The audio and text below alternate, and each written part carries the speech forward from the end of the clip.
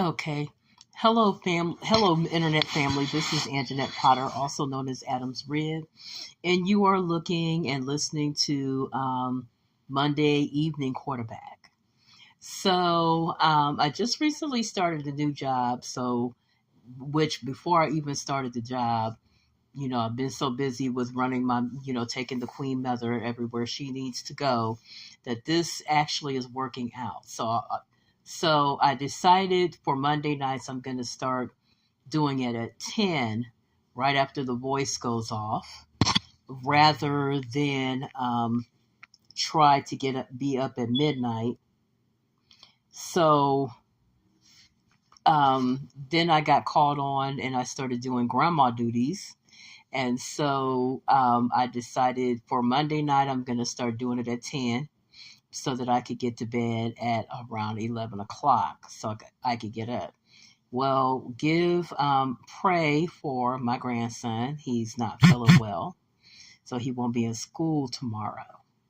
So I kind of want to so the original concept for Monday evening quarterback, when it was Monday afternoon quarterback, um, was for me to kind of catch you up on different things that are going on over the weekend, different news highlights, and just that I know I was supposed to go live this past Friday. I fell asleep. And by the time I woke up, I was like, it ain't. So I'm still planning on doing this coming Friday, going live. Either I'm going to go live or I'm going to do an eclectic music geek podcast. It's still going to be dedicated to Coolio and Miss Loretta Lynn and mercifully and Angela Lansbury. And mercifully, hopefully, no, hopefully we can celebrate somebody's born day, because um, well, both Loretta Lynn and Angela Lansbury were kind of up there. When people are in their 90s and everything, even it's still hard to hear. I remember my grandmother passing at like 85.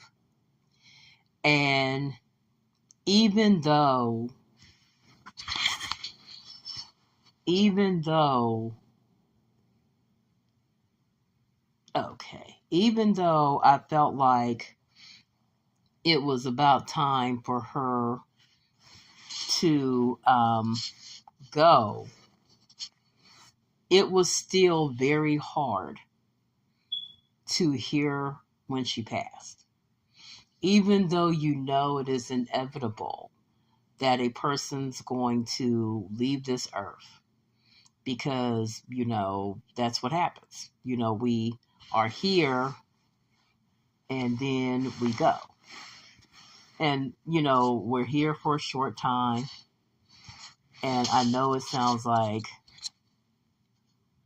well, 80 years is not a short time. Well, I'm talking about, in the grand scheme of things, we're here for a short time and then it's time to go. Our time is up. Coolio, I felt really, really bad about, just because I'm 56. He's around my age range. That's not a long time to live. It really is not. And as I said before, hopefully, you're showing love. Those of you who follow me are giving words of encouragement to the family members of any of those that have transitioned. We know that as born again Christians, we don't believe that this life is over because you have lost your physical life. We believe that you are going to spend eternity somewhere. And we believe whether where you spend eternity depends depends quite a bit on what your spiritual condition is on this earth.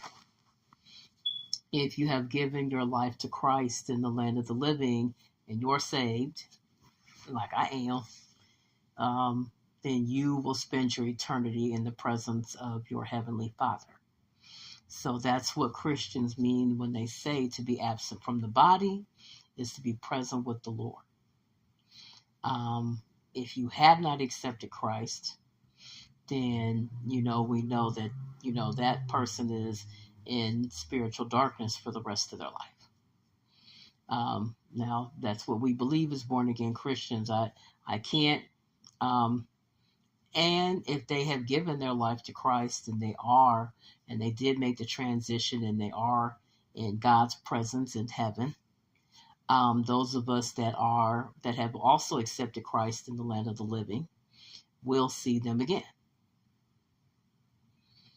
They can't necessarily come back to us, but we will see them again in the land of the living.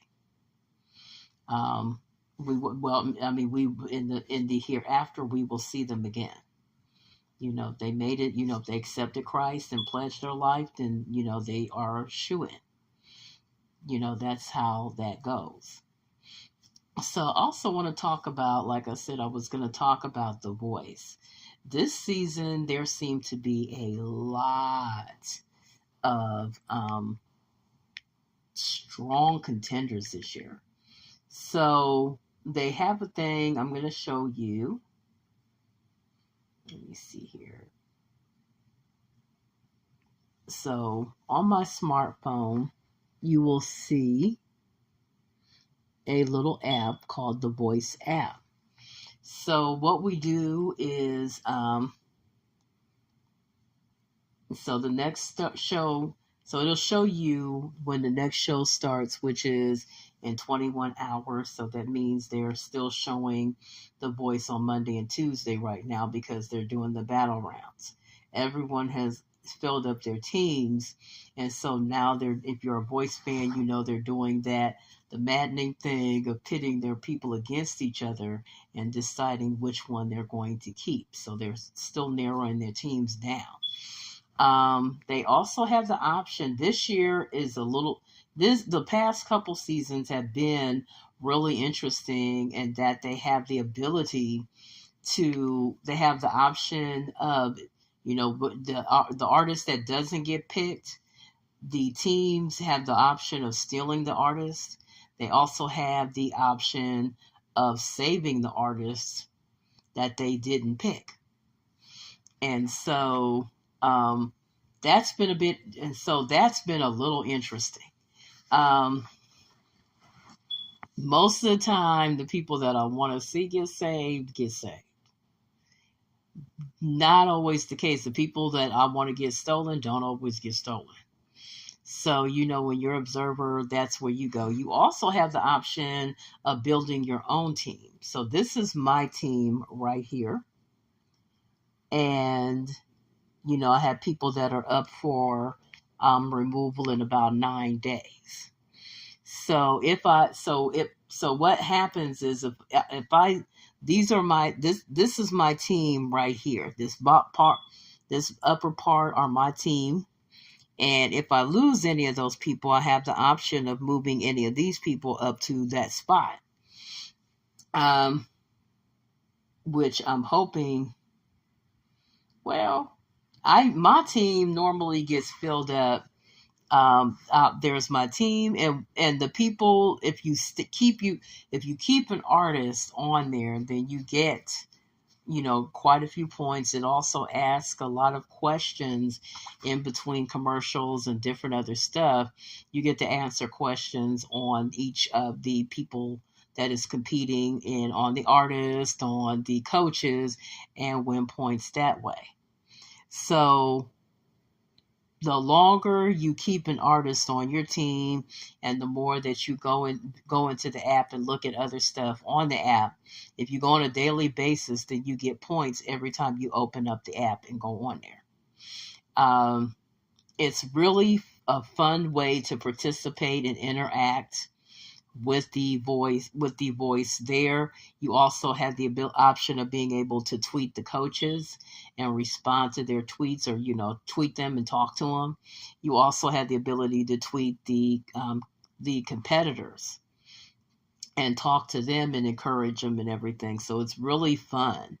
I like it. It's one of my shows. I'm into music myself, so I like to be able to um, decide who should stay and who.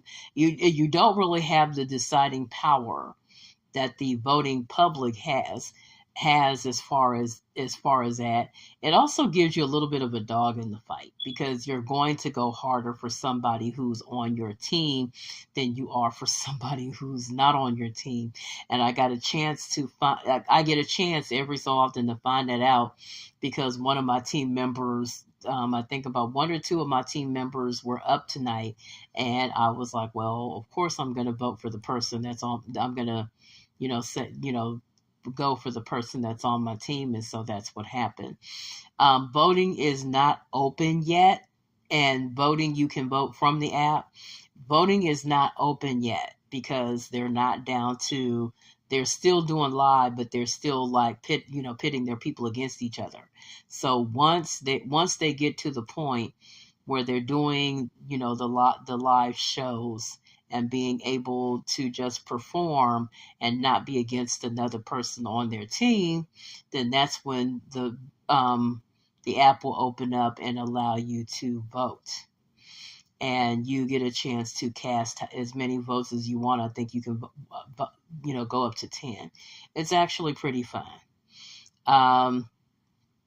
It's been interesting this weekend. I don't know how many of y'all are YouTube addicts like me, but I have been looking. So there's this one channel called Young Turks. And the Young Turks has this black guy, Dr. Rashad. Y'all, if you got any black in you at all, or are sensitive to black causes or anti-racism, you really need to check this brother out. I'm telling you, my mom loves to watch him. He's kind of like the YouTube answer to Tavis Smiley or some of the other brothers that used to do that hard-hitting news. This brother gives some hard-hitting news. And so he talked about two women that had been mistreated in the hospital. So black women, I don't know if you've been paying attention lately, but there's been a little bit of a thing where they're discussing how black women get treated in the hospital. Especially, we have more fatalities, whether it's us not making it or the baby not making it or both, than anyone. And so there were two stories of interest. One, the woman taped how the nurse was talking to her when all she was there for was to get a medical excuse so she could take a leave of absence to take her maternity leave. Now, I'm going to say this for those that are very insensitive. I can remember when I had my children, and people called it, a 6-week vacation, and all kind of other insensitive-ish. It is not a vacation. A woman, they did a story, and DL posted it on his Facebook, on his social media, where a woman was talking about wanting a maternity leave when she was never pregnant. Now, I'm going to say this. Maternity leave is not a vacation. And another woman, I saw where another woman talked about the fact that we are the only industrialized nation that does not require employers to pony up for paid family leave or paid maternity leave. And let's face it, it should come out your sick leave. Okay, for those that offer, and they barely, And some of these places barely, especially if they pay low enough, barely offer sick leave. We're the only industrialized nations that does not. And we really saw what that go down when it came to the pandemic. I was looking at information, and like other industrialized nations are required, the employers are required to, no matter what you do for a living, the employers are required to give you paid sick leave. Now, I had one job where because doing hair, they don't offer you none of that. Call centers very seldom offer that to you either. I had an office job at one point, and I was offered all of that. And I'm here to tell you now, it was one of the best jobs I ever had. I never lost any money, ever. If I needed to take time off, I had so many personal days. And I used to use my personal days, if I needed to take my car to the shop, I would use some of those hours. And the way they had it is we did not have to take it all at one time. Like I could take 1 or 2 vacation days to get some things done if I needed to. At the time I was on Section 8, and you know how they like to come out and do their little inspections every now and again. And so I would take that paid day and take off and be here at home when they came to inspect. And it was nice because I wasn't losing no money. And so that was the beautiful thing about it. I'm like, shoot, I should have had this job when I was having my kids. But let me say this. So the one lady, so I've had, we've all been there. You're in your 3rd trimester. And I think, like, if she was like me, I tried to work as close as I could to that due date so I would not. And luckily for me, I was able to apply for assistance and, be covered that way. But she,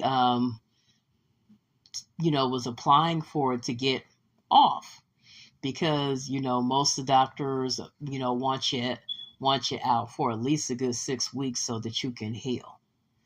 Maternity leave is not a vacation, as I said before, at least not a paid one. As a woman, you are doing the hardest work that you will ever have to do in your life, and that is push out a baby. And many women, unfortunately, are not, vaginal births. Okay. Some women have to do C-sections, which makes you have to be out a little bit even longer. And it can result in a longer hospital stay. You can have complications. There's just so much that can go wrong just trying to bring another person into this world. And it's funny to me how, like, people can have all kind of other surgery and need time off to heal, and nobody has any problems with it. But be a pregnant woman. Number one, be a pregnant woman, number one.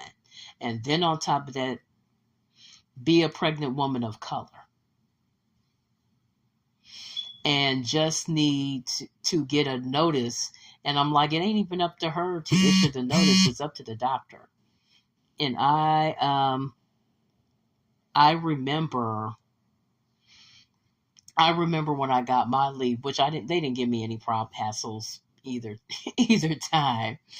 And the one leave I wound up on because because my boss was so scared I was going to have my baby there in the shop that she was like, you are officially on maternity leave. I cannot be trying to help birth no babies.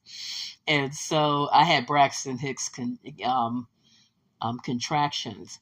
And so the nurse is talking to this woman, and the way she talked to her, she was just like, she asked her, what are you trying to do? Get somebody to take care of you and do all this other stuff. And I'm like, has this woman ever had a child? I could not believe the way she was a white nurse, and she was talking to a young black woman like she was being lazy, like she didn't, you just don't want to work, or you this, that, and the other. I'm like, she's having a baby.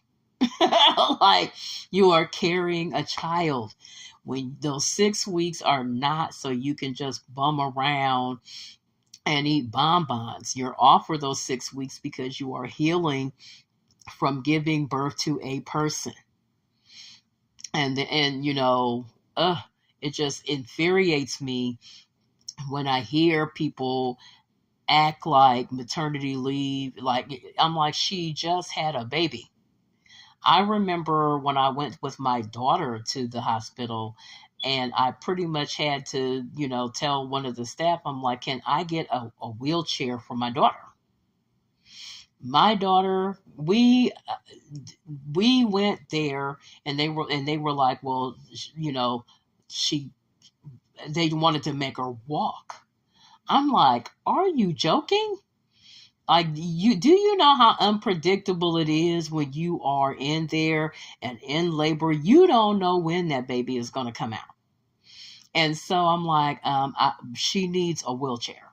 I just finally just said, we need a wheelchair. I'm not, taking no chances walking her across the hospital, and she's in pain. She's in labor. She's having contractions and they're 5 minutes apart. Like, no, I don't want to take no chances. Do you know how many people have got to the hospital and the baby, and we got her into the delivery room and she had him about an hour later. She wasn't even in labor. I think some of y'all might remember because I went live and I was like, she was barely in there an hour or two before she pushed him out. I'm like, now if I'd have sat over here listened to these fools, my daughter would have gave birth right there on the floor in the waiting room. Okay, it can be, well, the average birth is 12 hours. First of all, I consider women like my daughter lucky because, yeah, for me, it was 18 and a half hours the first time and probably close to that the second time. Not Zora. We went in there and she popped him out about an hour or two later. We wasn't in there no time. That and that sort of thing is so unpredictable. And I was just like, why do I have to tell you to get a wheelchair? This is something that you should already know to do. They got me a wheelchair as soon as I walked in there and went to the desk, they would come with the wheelchair. And so I had to fuss at them to get her a wheelchair. I was like, when you have your second baby, if you have a second baby, don't have it at this hospital because I don't like the way these people are treating you. And so that was the first story that he talked about. The woman accusing this young lady of being lazy and you don't want to work and this, that, and the other. The second story was incredibly heartbreaking. So the young woman was on TikTok and she was talking about how she went in there and she was like going through some serious changes, was in some serious pain, and they found out the nurse was incredibly insensitive to her, wouldn't give her any pain medication, just like treated this young lady like dirt. And so finally they listened to her. The doctor was able to check her out and they found out she had preeclampsia. Okay, which is very serious. So let me look and describe preeclampsia.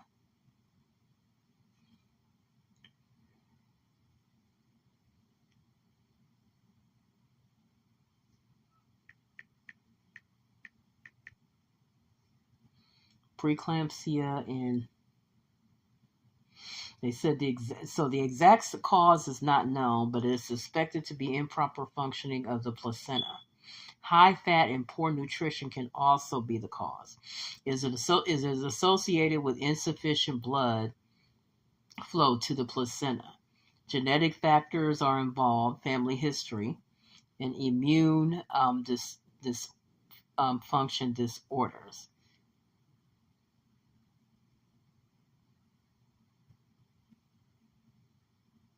So let me look at Mayo Clinic.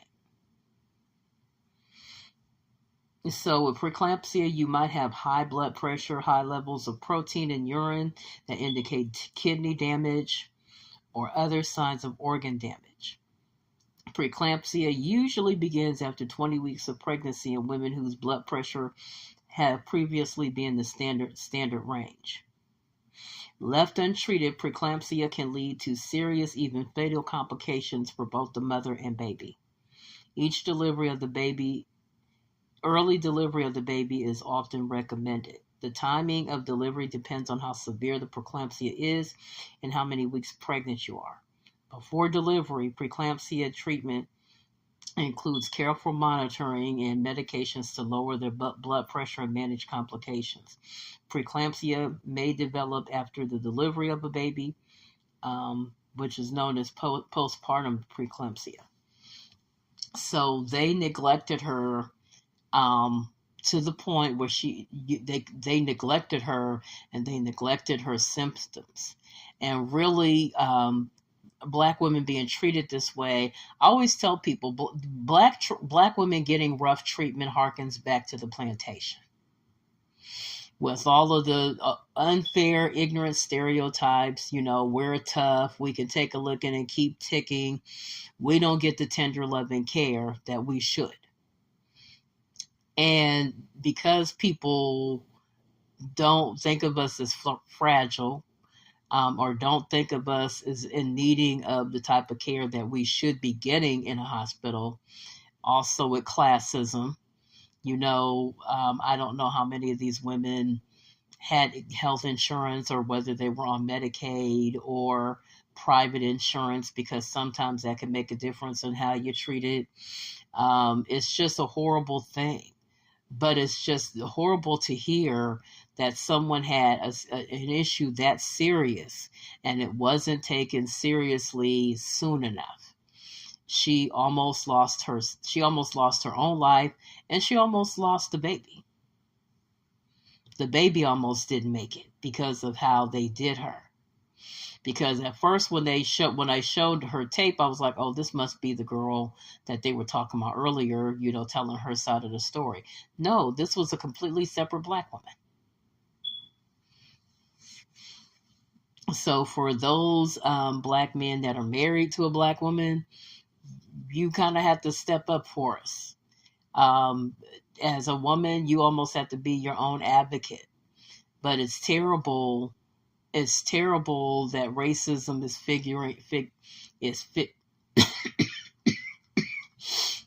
and even though I was not necessarily manhandled myself, when I saw my daughter couldn't even get a wheelchair, and pretty much almost gave birth in the hallway on the way to the labor and delivery, I'm like, what in the world is wrong?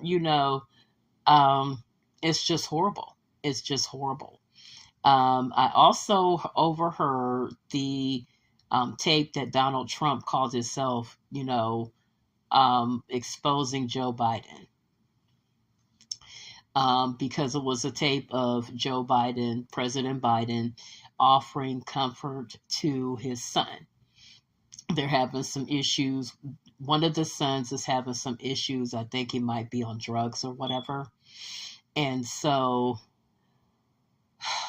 I'm like, you would think with having, let me see, Donald Jr.,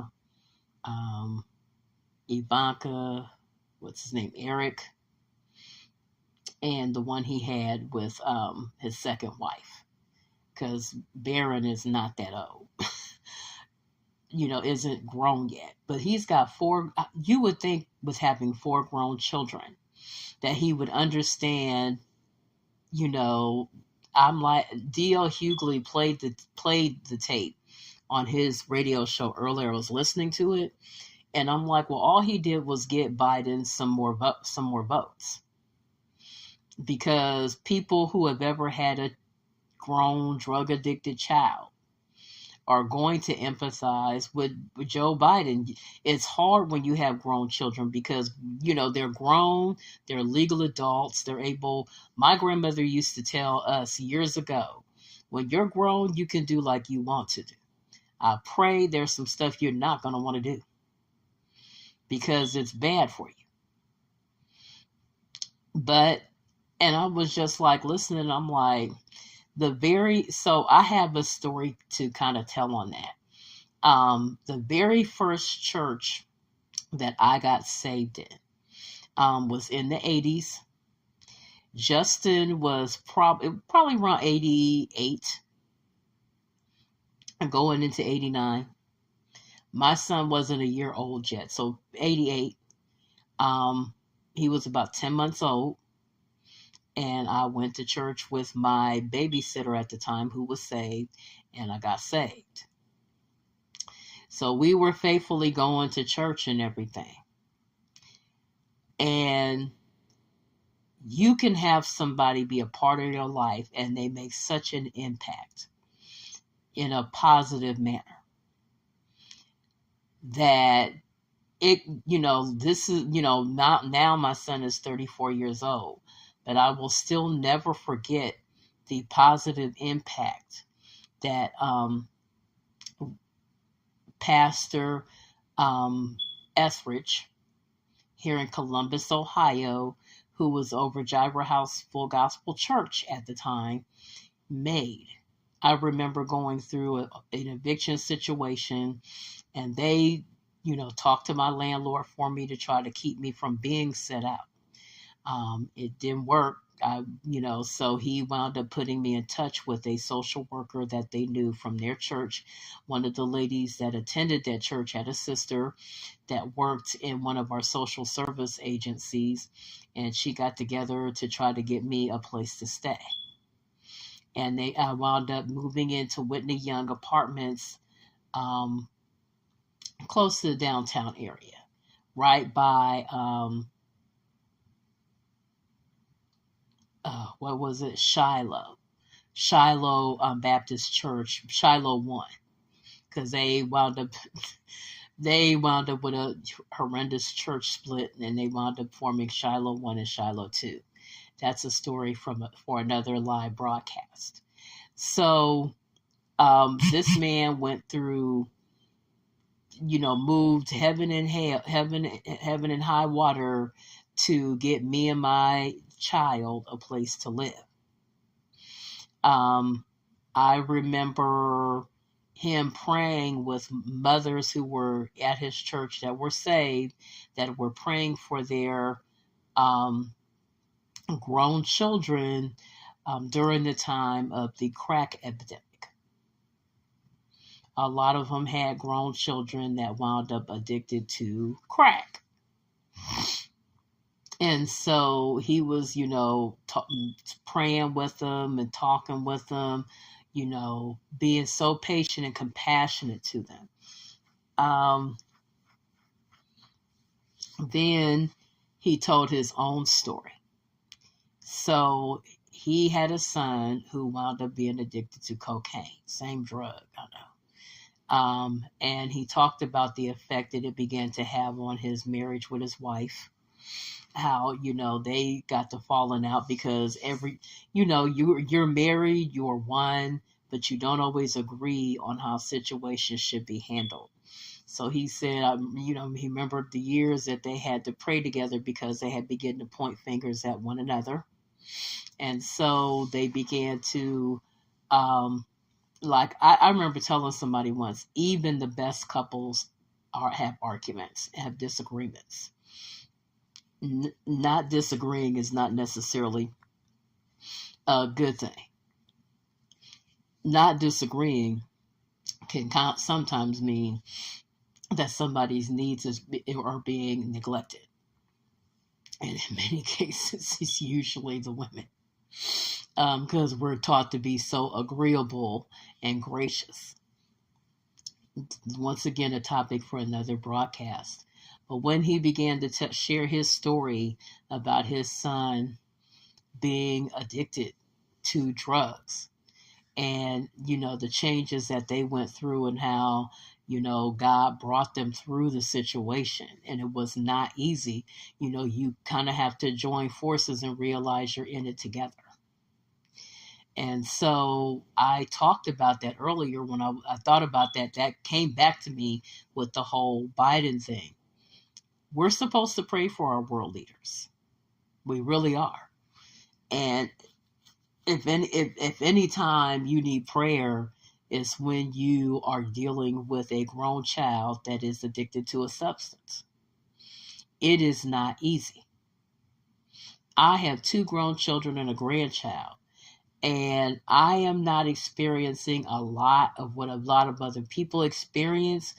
But as a parent, I have compassion because, but for the grace of God, I always think of that one gospel song, "Thank you, Lord, for all you've done for me." And when we sang it when I was attending. I was attending a church in the area, the church that I wound up leaving, and we used to sing it. And so I always, get a little verklempt when the singer goes into, "It could have been me out in the cold. It could have been me. Any of these people could have been me. Any of these parents could have been me." You don't know this is why I get mad with churches that have issues with sexual misconduct, because while you're over there committing sexual misconduct against somebody in your organization is getting ignored. It really makes me, you can never, once you have experienced good, once you have been in a church where they get together and they, touch hands and pray, and you see God move in such miraculous ways in lives with people, where people are coming in and getting delivered from drug addiction and different other stuff like that, or interceding for the neighborhood to the point where SWAT is coming out and busting up all them drug houses and everything else. Once you have experienced the goodness of God in the land of the living, when you have experienced seeing people get set free from some seriously foul spirits, it is hard for me to sit under a pastor who does not treat his people right, especially the women. Most churches are built on the backs of women, especially the black church, especially the so-called black church, as I would say, because I don't really get down with the whole issue of, the black church. First of all, it's plenty of white pastors that are abusing the women in their flock, quiet as it's kept.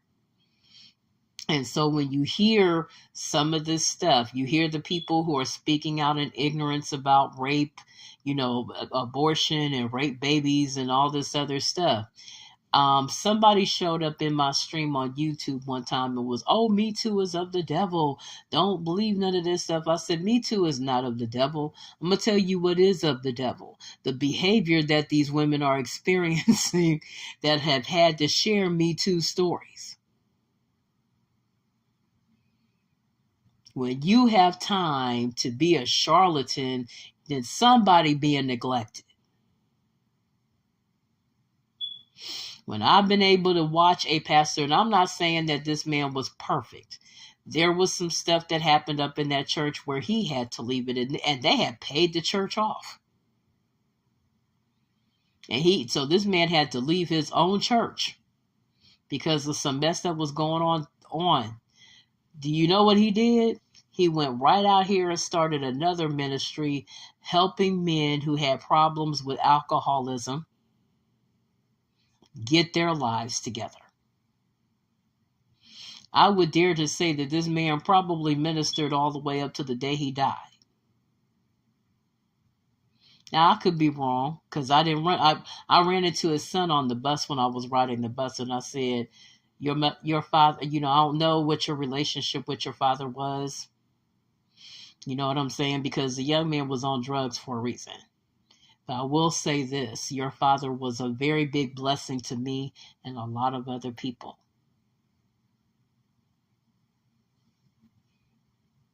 I don't see how you have a church and you're not impacting your community. And I don't care. I'm not just talking about the black community. The black community, blames itself for way too much.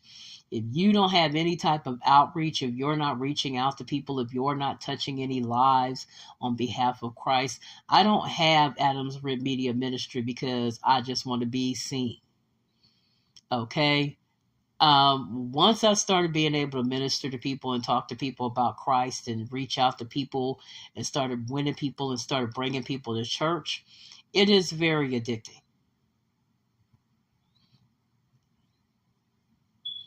So I'm just not doing this, and like I have said on many posts, I will set out of church before I will be under another pastor that is really nothing more than a pulpit pimp.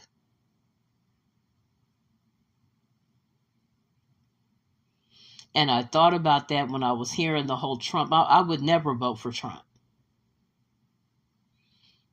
He just constantly digs himself in, and I agree with D.L. Hughley.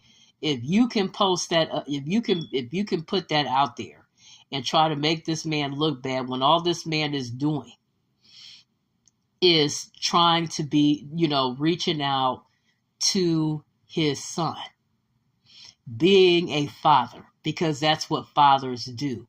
Your job as a parent don't stop when these people get grown. It doesn't end at 18. Any legal stuff that you might be going through, but honey, it is a never-ending thing. And then, they go and they reproduce on you. And so now you have grandma duty. I don't trade none of my stuff for nothing. I tell people because, there seems to be this movement now where people are proudly proclaiming that they don't want no kids. This is my answer to those who keep hollering they don't want no kids. Don't have them.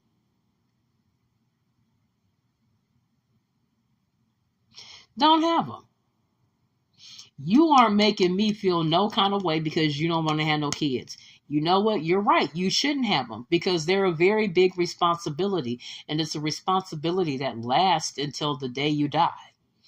Right now, they're showing ads for the movie Till. I hope you join me and go see it. It's a story, because I think that people should see it. I think the black community should definitely see it. It's a story that many black men have used to misuse the trope of the white woman who accuses. If you really knew the story of Emmett Till and you really knew that this was a very young man, he was only about 13 or 14 when he was murdered. And he was murdered because a white woman lied and said he flirted with her or said something inappropriate. We're not talking about a compromising position where it was his word against hers and they were caught in a sexually compromising situation and they couldn't decide who was telling the truth about whether or not she was raped. He never touched a finger on this woman. He never, all he did was, I remember reading the story in Wikipedia and they talked about him breaking a social convention. If you really knew how black people were treated back then. I was looking at a 2-hour movie that kicked off the TV series Palmerstown, USA. And in the intro movie, the white man and this black man got into a dispute over how much money the white man says that the black father owed him. And it got to the point where the white men in the town were ready to night ride.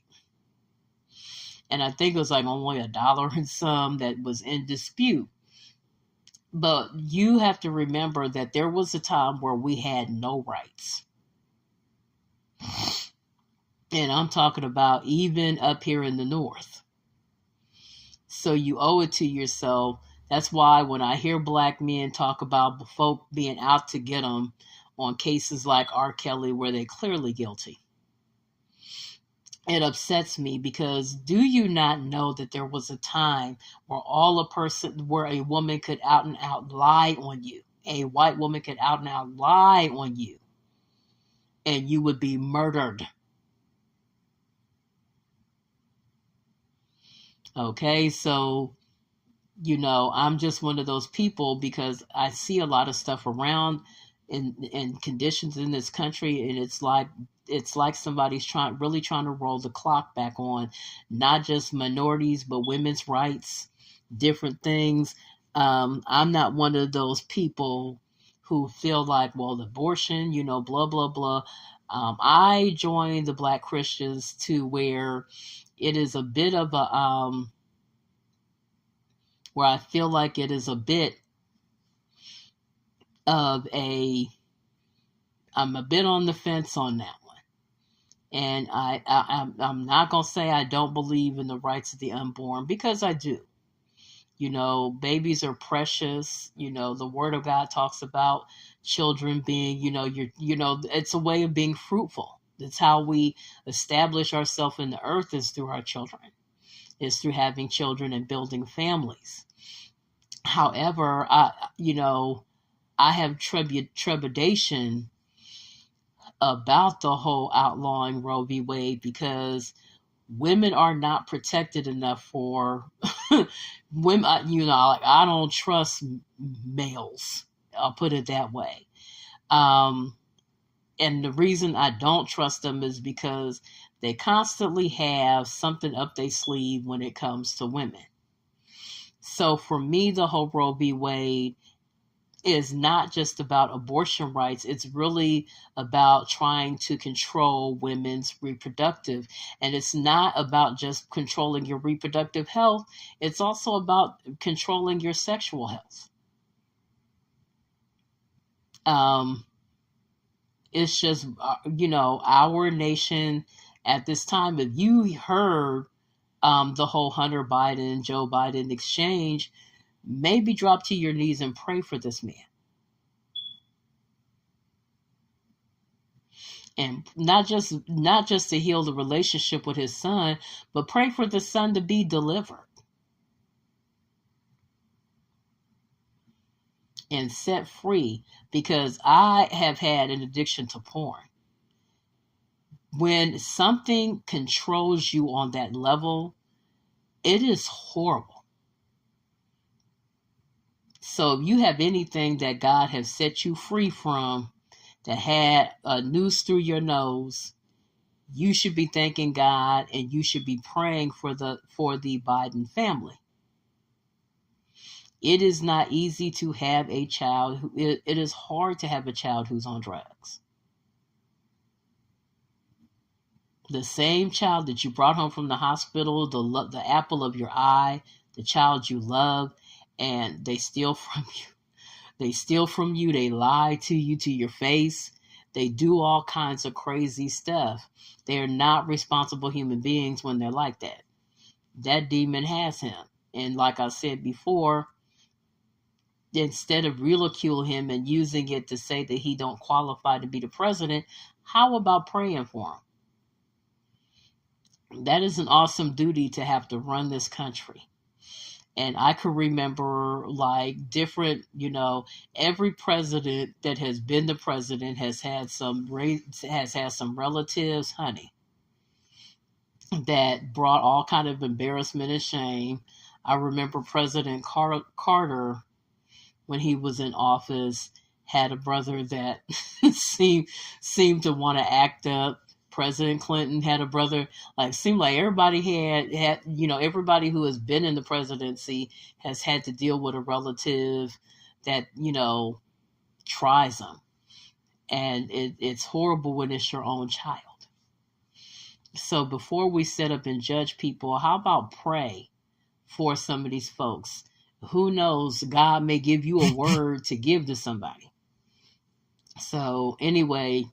We're getting close to an hour. I'm not going to say a little longer than I wanted to be on here, because I feel like, I tend to like to let the Spirit move me. And, I talk until I feel like I sense the Holy Spirit saying enough. So I'm getting at that enough point because I really don't want to be, when I do these lives, I don't want to be talking to you more than an hour. I don't want to wear nobody out. And if you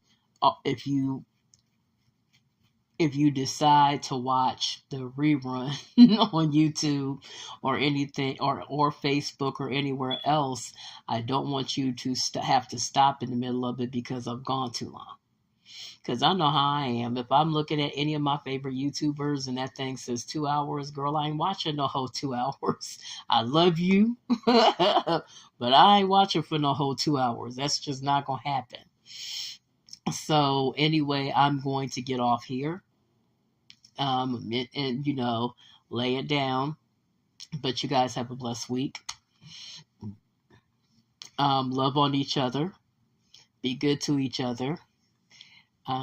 Be good to your little ones. Keep them lifted up in prayer. Keep your family lifted up in prayer. Always try to remember that you're in it together. If you're married, you're in it together. Family work is teamwork. You really have to remember that you're in this together. Don't try to treat each other. You're not each other's enemy. At least you shouldn't be. So you guys have a good one. Love you, and I will talk to you later on this week, probably on Friday at midnight. Peace out.